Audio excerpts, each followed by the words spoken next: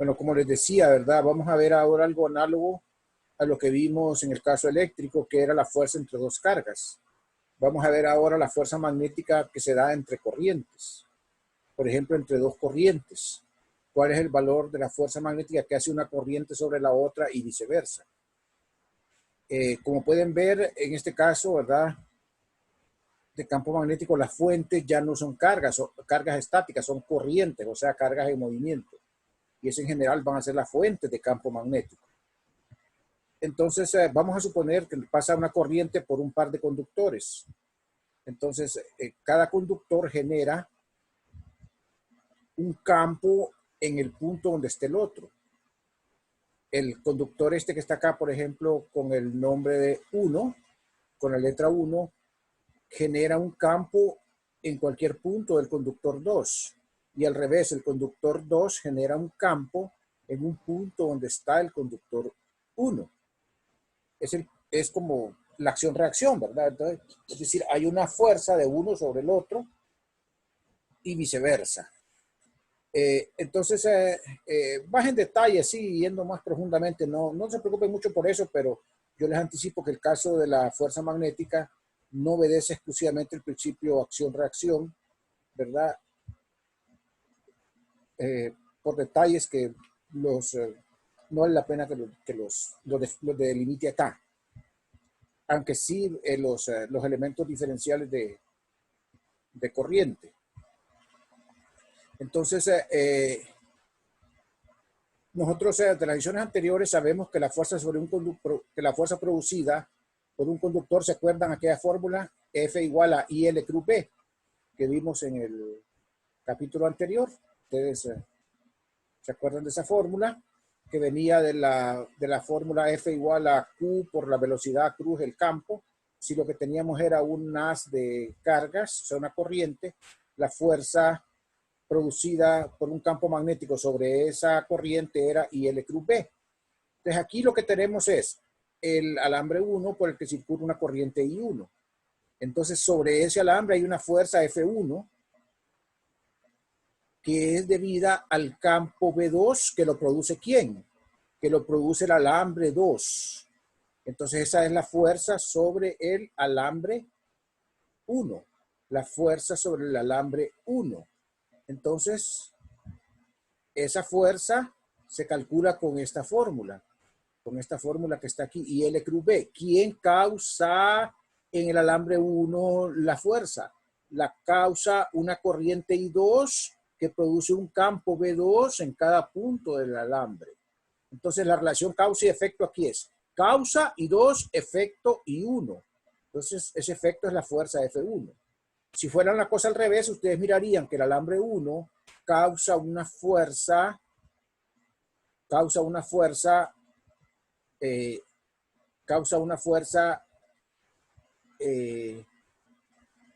F2 sobre el alambre 2 debido a que él causa un campo B1 ahí en el alambre 2, o sea, B1 que es causada por el alambre 1. Entonces sería alguna situación similar a esta.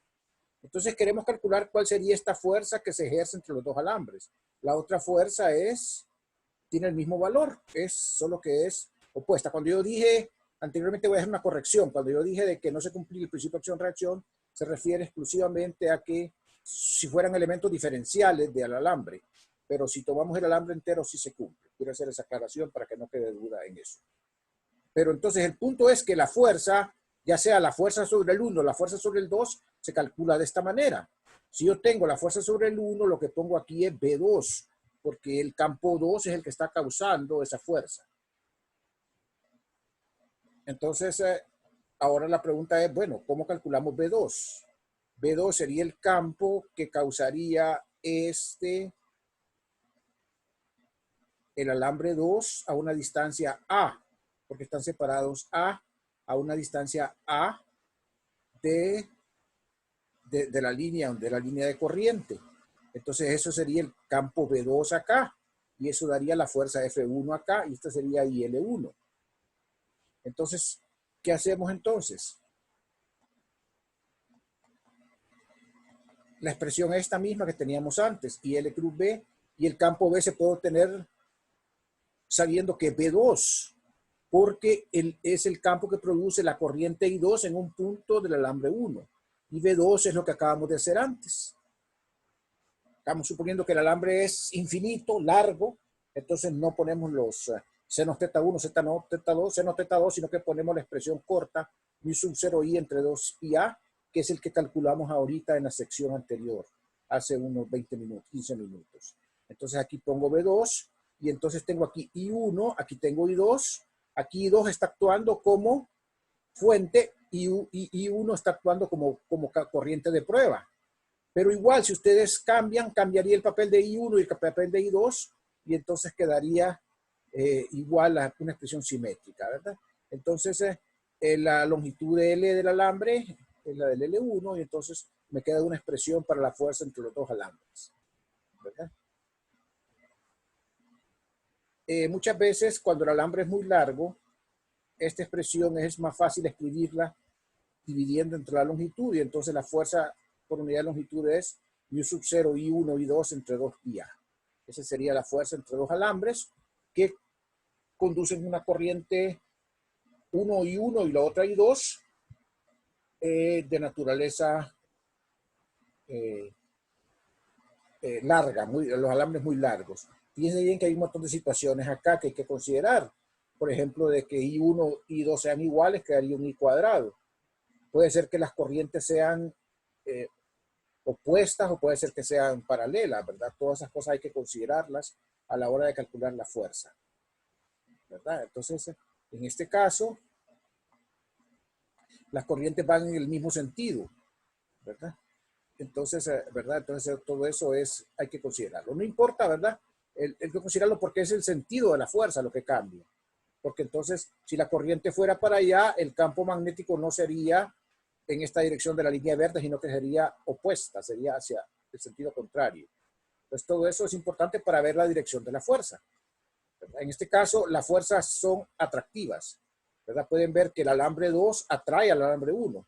Igual, el alambre 1 atraería al alambre 2 si calculáramos la fuerza sobre el alambre 2.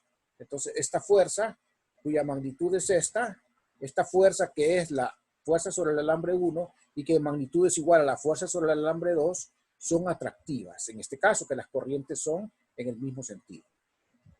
¿Alguna pregunta hasta ahorita? ¿Alguna pregunta hasta ahorita? Sí, licenciado. Dígame. En la fórmula donde sale la fuerza 1, donde dice corriente, sale corriente sub 2, las dos, o sería corriente Sí, sub 1 ya por corriente sub 2. le voy a explicar. Esta es la fórmula general para calcular F1 o F2, ¿verdad? ¿Ok? Entonces, si usted pone aquí F1, aquí pone I1, que es la corriente que está sintiendo la fuerza. Y aquí pone V2 porque esta es la fuente de campo. Entonces, ¿quién está ocasionando el campo? Lo ocasiona otra corriente. Entonces, si aquí pone F1, aquí pone V2. Si pone F1, aquí pone V2. Y aquí pone I1, porque es la fuerza sobre la corriente 1. ¿De acuerdo? Entonces, como es V2, es el campo que produce la corriente 2. Y el campo que produce la corriente 2 es mu sub 0 I2 entre 2 pi a. Si fuera aquí F2, aquí pone usted I1, perdón, I2. Y aquí pondría V1. Y V1 sería mu sub 0 I1 entre 2 pi a. Y le daría la misma expresión. Solo que una fuerza es sobre el alambre 1 y la otra sería sobre el alambre 2. No sé si me captó. Sí, licenciado. Ok. A sus órdenes. Entonces, nosotros ya tenemos esa expresión, ¿verdad? Que es bien conocida esa expresión para la fuerza entre dos alambres. Solo recuerden que son alambres muy largos ambos, ¿verdad? De extensión infinita. Bueno, vamos a pasar ahora a la famosa ley de Ampère. Como yo les comentaba, al igual que en el caso de la electricidad, hay una ley que facilita el cálculo de campos magnéticos, sobre todo cuando los alambres tienen una alta simetría. La ley de Ampère lo que nos dice es que vamos a considerarla, para hacer la deducción vamos a considerar un conductor filamental de distensión muy larga. El campo magnético de ese alambre sabíamos que era mu sub 0i entre 2πr. O sea que para todos los puntos que estaban a la misma distancia r del alambre, el campo magnético era el mismo. Entonces, si nosotros escogemos cualquier punto que esté, cualquier trayectoria que envuelva el alambre, nosotros vamos a tener que en este integral el B sale para afuera y entonces lo que queda solo es el integral de D de L. Entonces, al sacar el B para afuera, queda mu sub 0i entre 2πr por el 2πr que es D de L porque es una trayectoria circular que envuelve el alambre. Voy a tratar de hacer el dibujito aquí con el lápiz para ilustrarles mejor. Este sería el alambre. O sea, aquí va una corriente I. Va una corriente I. Entonces, como es un alambre muy largo, en cualquier punto que está a una distancia R del alambre, en todos los puntos que están a una distancia R del alambre, la corriente el campo va a ser el mismo. Entonces, si ustedes vienen y generan un contorno C acá, un contorno C que envuelve el alambre, y hacen la integral esta sobre el contorno C, entonces ustedes hacen, bueno, el B sale afuera del integral, porque todos los puntos aquí en el contorno están al mismo R, entonces en todo este contorno, el campo es el mismo. ¿Y cuánto vale? Vale 2π entre R. Y es constante, entonces sale para afuera del integral, porque para cualquier D de L acá, en el contorno, el campo es el mismo. Entonces, al sacar el campo B para afuera, además, pueden ver ustedes que el L como vector es perpendicular, va en esta dirección de acá, a lo largo del eje, a lo largo de la corriente, y como este es un círculo que envuelve al alambre, entonces el L es perpendicular a B, entonces acá, perdón, no perpendicular, estoy hablando de cosas distintas, el DL es a lo largo el DL es a lo largo del contorno, no a lo largo del alambre. Esta integral es sobre el contorno, entonces esto es un diferencial de L. Un diferencial de L. Este es un diferencial de L. Y aquí los muchachos tuvieron que haber sido más, los que escribieron esto en látex, tuvieron que ser más estrictos porque este es un integral con un diferencial. Este es B punto de DL. Entonces, acá el campo y el DDL son paralelos. Entonces aquí va el coseno de 0. Entonces lo queda B por DDL y como B es constante sale para afuera y la integral de DDL es pues todo el contorno que es un círculo de radio R cuyo valor es 2π por R. ¿Y el campo cuánto era? Mu sub 0i sobre 2πr. Entonces miren que se cancela aquí el 2πr y solo queda mu sub 0i. Resulta que esta expresión que está acá, que la calculamos en este caso viendo el alambre de extensión infinita filamental, es general para cualquier situación. Para cualquier situación. Entonces, nosotros solo tenemos que ver que esta I que está acá es la I encerrada. ¿Encerrada por quién? Encerrada por el contorno que yo escogí. Entonces esto aquí lo hicimos para deducir la ley. Pero después esta ley que se llama ley de Ampère precisamente, y que la voy a escribir aquí de manera resumida, aquí está abajo, que la integral de contorno de B punto DDL es mu sub 0i, donde I es la corriente encerrada, recuerden, ¿verdad? Esta I que está acá es la corriente encerrada, es una expresión general, ¿verdad? Es una expresión general. Esta es la corriente encerrada, así como antes era la carga neta en la ley de Gauss, ahora es la corriente neta encerrada. ¿Encerrada por quién? Encerrada por el alambre, por el contorno, perdón. O sea, el contorno puede encerrar un montón de alambres y encerrar una corriente neta. Y entonces el integral de B punto de DL va a ser siempre mu sub 0 por la I encerrada. ¿Por quién? Por ese contorno que nosotros escogimos ahí. ¿Ok? Entonces, Ese es el punto. Y pueden ver entonces la similitud con la ley de Gauss. Solo que la ley de Gauss era una integral de superficie, no era un integral de contorno, no era un integral de línea, era un integral de superficie. Y aquí tenía la carga entre epsilon sub 0. La ley de Ampère tiene acá una integral de línea.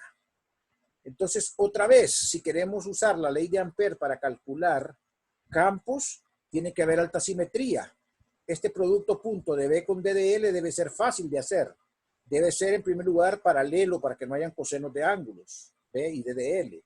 B debe ser constante en todos los puntos del contorno para sacarlo afuera del integral. Entonces, en esas circunstancias es que nos va a servir a nosotros el cálculo o sea, la ley de Ampère para calcular campos.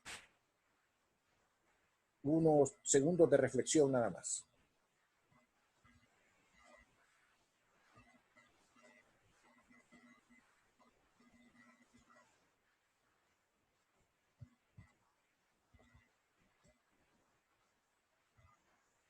Acuérdense que es la I encerrada.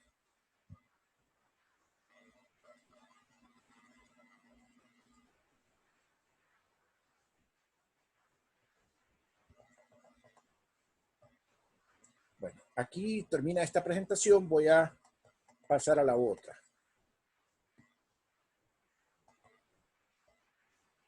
Vamos a ver como un ejemplo de la ley de Ampère el campo de un solenoide. Un solenoide es una figura que tiene una simetría cilíndrica, es un enrollado.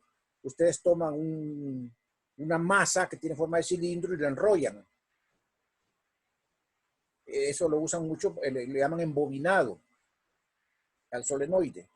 Resulta que ustedes pueden hacer muchas vueltas, o sea, muchas vueltas alrededor del cilindro y tener un solenoide. Y el solenoide lo pueden hacer lo más largo posible. Ahí tenemos los ejes en esa figura orientados así, ¿verdad? X es el eje del solenoide y Y, el plano YZ es perpendicular. Y la corriente entonces va fluyendo por cada vuelta. La corriente va fluyendo por cada vuelta, enrollando al eje X, alrededor del eje. Aquí va fluyendo la corriente por cada vuelta. O sea que lo que se forma es un enrollado cilíndrico, como una especie de un enrollado helicoidal, con un montón de vueltas bien apretaditas. Entonces ustedes van a tener bien apretaditas estas vueltas. Entonces ustedes pueden asumir que cada una de estas es una espira circular y que cada espira circular produce un campo y que la suma de todas las espiras circulares es el campo magnético total. Esa es una forma de calcular de manera directa el campo magnético de un solenoide. Pero nosotros vamos a aprovechar la simetría para hacer el cálculo por la ley de Ampère. Ustedes pueden ver aquí que las líneas de campo son un poco curvas en general.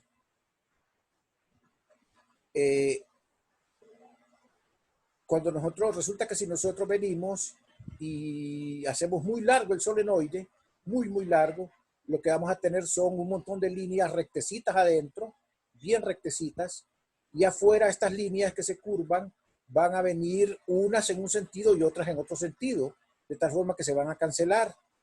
O sea que vamos a lograr que el campo del solenoide sea cero afuera y sea adentro del uniforme. Eso es el solenoide ideal. Eso lo logramos como haciendo muy largo el solenoide en comparación con el área transversal de que tiene cada espira circular. Entonces, ese es el solenoide que los mecánicos le dicen comúnmente selenoide, ¿verdad? Está mal empleado la expresión porque realmente es solenoide. Es solenoide. Entonces, ahí estoy explicando lo que es un solenoide. Ya se los dije. Consiste de un alambre bastante largo, enrollado en forma de una hélice. Se obtiene un campo magnético bastante uniforme en la región rodeada por las vueltas del alambre. Cada vuelta se puede considerar como si fuera una espira circular.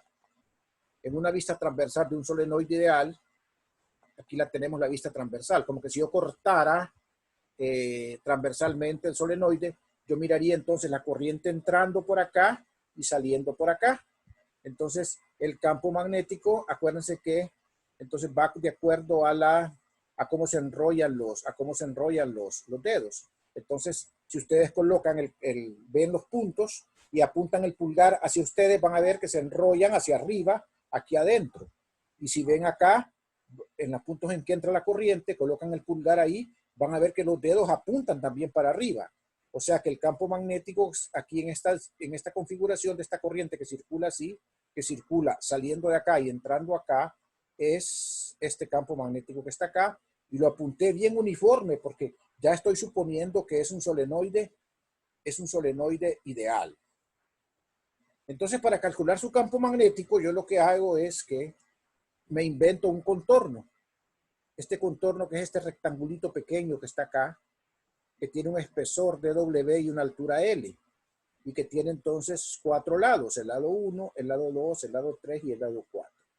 Como el campo es uniforme acá, en todo este contorno el campo es el mismo, en toda esta línea punteada el campo es el mismo. Aquí el campo varía, aquí el campo no varía, es el mismo, pero es irrelevante, porque aquí el campo es perpendicular, el campo va para arriba y L viene acá, entonces el seno de 90 es 0, y tanto 2 como 4 no van a contribuir al producto punto. 3 no va a contribuir, ¿por qué razón? Porque como es un solenoide ideal largo, el campo magnético afuera del solenoide es 0. Se dice que el solenoide confina campos magnéticos, los confina en medio, en la región de ellos. Entonces solamente va a ser importante el contorno este a lo largo de la línea 1. Entonces vamos a hacer el integral de B.dds o ddl, como quieran. Aquí es un integral.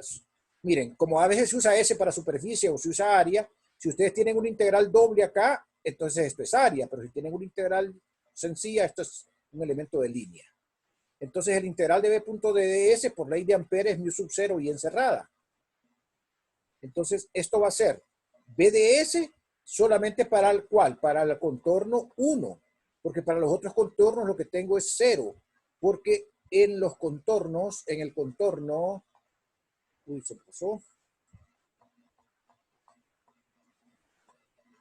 En el contorno 2, el campo es perpendicular a DDS, o sea, al elemento de línea. Y en el contorno 4 también. Y en el contorno 3 el campo es 0. Entonces, por varias razones, las contribuciones al integral de línea de los demás segmentos son 0. Entonces, esto es mu sub 0 por I encerrada. Como ves, ¿cuál es la I encerrada? Entonces, yo tengo acá en el rectángulo, estoy encerrando un número de vueltas. En esta longitud L estoy encerrando un número de vueltas. Digamos yo, 20 vueltas. Entonces, ¿cuál va a ser la corriente total que está encerrando ese contorno? Pues va a ser 20 por la corriente de cada contorno. Entonces, la corriente neta es NI. Esa es la corriente neta encerrada. Y el mu sub 0 que copié acá. Entonces, como el campo es uniforme en todo el contorno 1, porque es uniforme en todo el solenoide, esto simplemente es B por el integral de DDS, que es B por L, que es la longitud del segmento. Y eso es N mu sub 0I. Si ustedes pasan dividiendo entre el L, lo que nos queda es acá N grande entre L, lo cual lo escribimos como N pequeña, donde N pequeña sería una característica de todo el solenoide. Número de vueltas por unidad de longitud, que muchas veces nos dicen un solenoide con tantas vueltas por unidad de longitud tiene una corriente tal. ¿Cuál es su campo magnético? Pues es este que está aquí, mu sub 0 NI. Este es un ejemplo de cómo la ley de Ampere permite un cálculo simple para un problema que sería bastante complicado si se hace por integración directa. Me paro un momento para reflexión.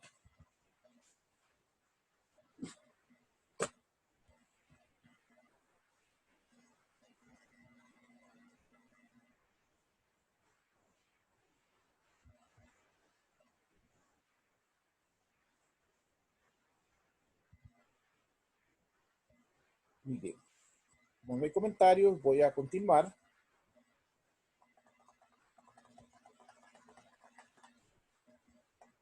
Y vamos a entrar ya al último tema, que es flujo magnético y ley de Gauss para magnetismo. Bueno, nosotros tenemos una superficie, esta es un área, una superficie cerrada, perdón, una superficie cualquiera, cerrada o abierta, no importa. es una superficie S y que tiene un vector de área en cada punto de dA. Voy a cerrar en unos minutos, pero voy a necesitar unos minutitos más después para que podamos terminar, para no quedarnos para dejar esto terminado. Entonces aquí tenemos nosotros el elemento de área y tenemos el campo magnético en este punto. Entonces, al igual que en el campo eléctrico, el flujo siempre se define como el producto del campo por el área, solo que como este caso es diferencial, tiene que ser una integral. Y entonces se convierte en B de A coseno teta. Ese sería el flujo debido al campo magnético. ¿El flujo por quién? Por toda la superficie esta S que está aquí. Ese sería el flujo. Ok. Entonces, vamos a ver un ejemplo. El flujo magnético por un plano. Ok. Si tenemos nosotros, por ejemplo, el campo magnético orientado perpendicular al plano, o sea, paralelo al plano, tangente al plano, entonces como B y D de A forman 90 grados, el coseno de 90 es 0 y el flujo magnético aquí es 0. Como pueden ver aquí en este plano, no hay líneas de campo que atraviesen este plano. Pero si el campo magnético es paralelo al D de A, o sea, perpendicular a la superficie, entonces lo que tenemos es el seno de 90 y vamos a tener un flujo máximo en estas circunstancias. Si el campo magnético tuviera una orientación intermedia, tendríamos un valor intermedio del flujo por esa superficie. Las unidades de flujo son Tesla por metro cuadrado y a esa unidad se le llama Weber. Un Weber es un Tesla por un metro cuadrado, que es la unidad de flujo magnético. Se abrevia con la letra W mayúscula. Entonces un Weber es un Tesla por metro cuadrado. Acuérdense que Tesla es la unidad de campo magnético. Hasta hace unos años, antes de que se le llamara Tesla la unidad de campo magnético, la unidad de campo magnético era el Weber por metro cuadrado en el sistema MKS, en el sistema internacional. En el sistema CGS era el Gauss. Es el Gauss todavía. Pero entonces, como se quedó llamando Weber a la unidad de flujo y se puso Tesla ya a la unidad de campo magnético. Ok, aquí tengo un ejemplo que lo quiero hacer con calma. Entonces voy a parar la transmisión y voy de inmediato a reiniciarla. Así es que estén pendientes que son unos 10 minutos más quizás los que vamos a estar por acá para terminar la clase. Entonces los dejo ahorita y luego me conecto. Solo denme chance que comience a grabar porque el otro día perdí la grabación de una porque se me superpuso con otra. Vamos a ver.